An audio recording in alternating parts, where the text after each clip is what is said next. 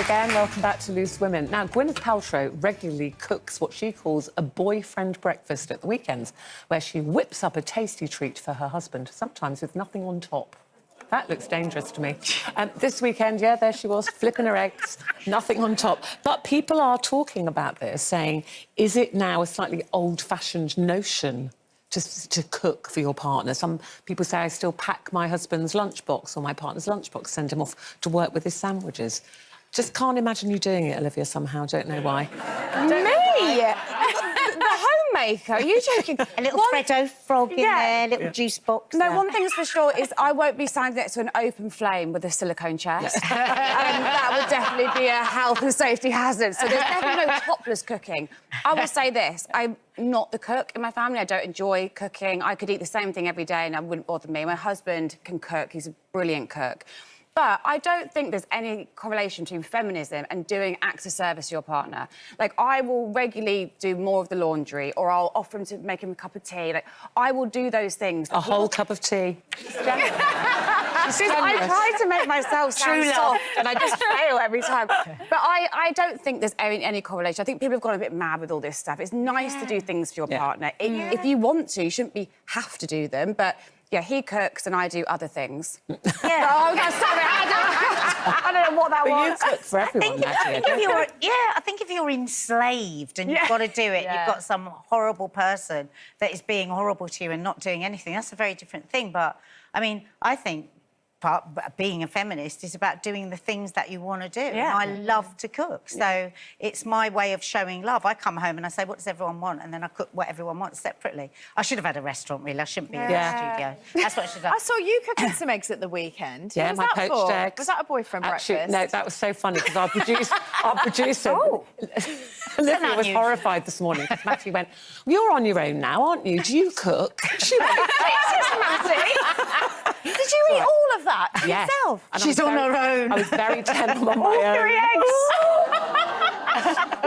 Sad, lonely breakfast. No, but I love eggs. I've got an egg poacher, you see, that's got 4 little slots. Nice. And I nearly had 4 eggs, but I was like, no, that's maybe pushing it a bit too far. But I love to cook, and actually, I think it's very nice to cook for other people. Yeah, agree. So I still do cook for myself like that.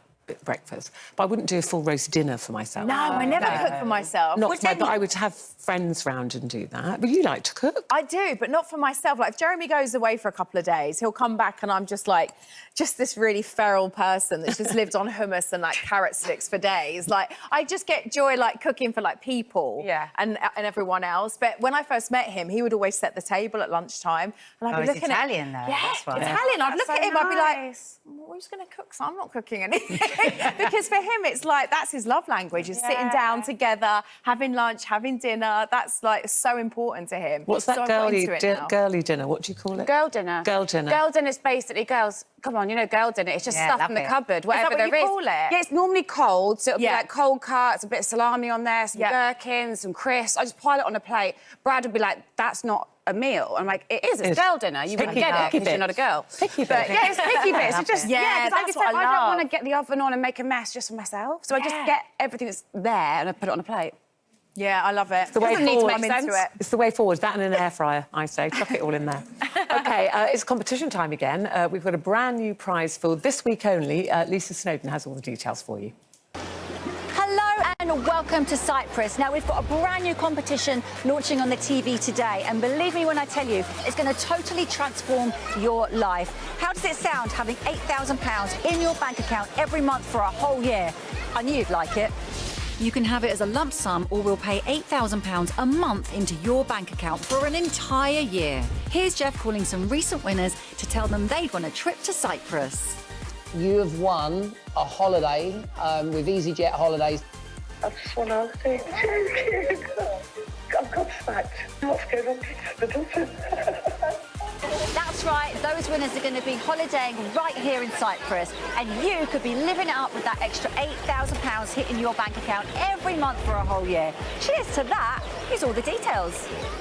Text cash to 62525. Text costs £2 plus one standard network rate message. Go to the website, entries cost £2. Call 09068 782525. Calls cost £2 plus your network access charge. Or post your name and phone number to CD25 PO Box 7558 Derby DE1 0NQ. Entrants must be 18 or over. Lines close on Friday the 20th of June at 3 p.m. We may be calling the winners live between 7:30 a.m. and 1:30 p.m. after all entry routes close. Good luck! Thank you, Lisa. Yes, good luck.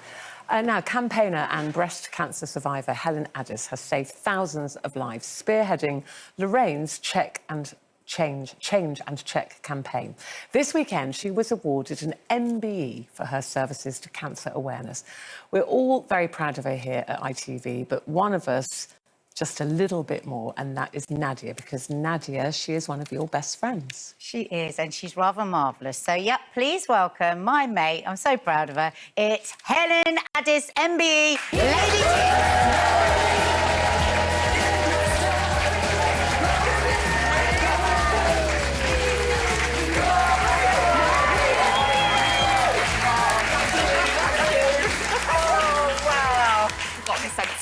Yeah, we've got to be sensible, because we were actually away this weekend together, a group of us, weren't we? And we did. She's become very difficult, very deep. She wanted a shower cap, and then she wanted her champagne pink, not white. No. We just, you know how much we adore you, and we are so proud of you. I think what I wanted to talk about and say to you is all the stuff that me and our friends get to see that would be a whole nother award. You are 24/7 on this. You are available to people.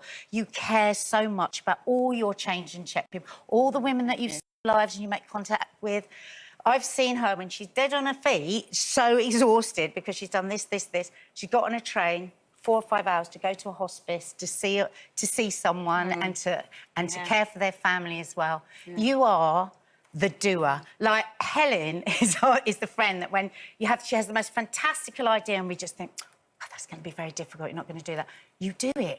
You just get up and you make things happen. Because also, you thought of the No Buts campaign. Yeah. You know, with Bell Babe, you did that. Yeah, you do the most impossible things. I feel like it's my love language. You were talking about love languages. And being body aware and knowing you're normal is definitely... No, but the thing is about you, you will have the most creative idea that anyone else would go, that can't be done for that money, or that can't be done for that, and you make it happen. And you have saved lives, and you are so... I love it. I mean, okay, celebrities, when you get yours, that's lovely. But when somebody that isn't a celebrity and isn't famous but is celebrated like this for the graft and all the graft that I see... But I'm sure, Helen, you know, you'd rather not have been the poster girl for breast cancer, but there you found yourself with breast cancer. Did campaigning help you as well? It definitely did. When I found my lump, I was 39 at the time, so I was too young on paper to get breast cancer. I didn't have any family history, relatively fit and well. So, yeah, I'd never, ever thought that would be coming my way. So it definitely put fire in my belly to try and make sure that everybody else is checking. Did you got 3 young children at the time as well? You started campaigning right from the beginning for all of them. I mean, I'm sure you're still probably shocked at the statistics, even despite all the campaigning that you do and others. 1 in 10 women have never checked their breasts. And we actually asked our viewers this morning, do you check your breasts every month? 61% of them don't. And I was reading as well a report saying the reasons why women don't, and they said they don't feel confident that they would notice the change, they lack confidence, they don't know how to do it still. And people are scared to find something. And actually what we're saying is when you check yourself, we don't want you to find cancer, we just want you to know what your normal is. Know what your normal is, so then should something, an unusual symptom show up, then you know to get it checked out. Nobody else was going to find my cancer from me because I was too young for screening. And we've had over 100 women and 1 man come forward now to say that they've found their cancer thanks to the campaign. And the majority of them are under the screening age. So it just, It's up to us to have it's the up feel. to us. Yeah.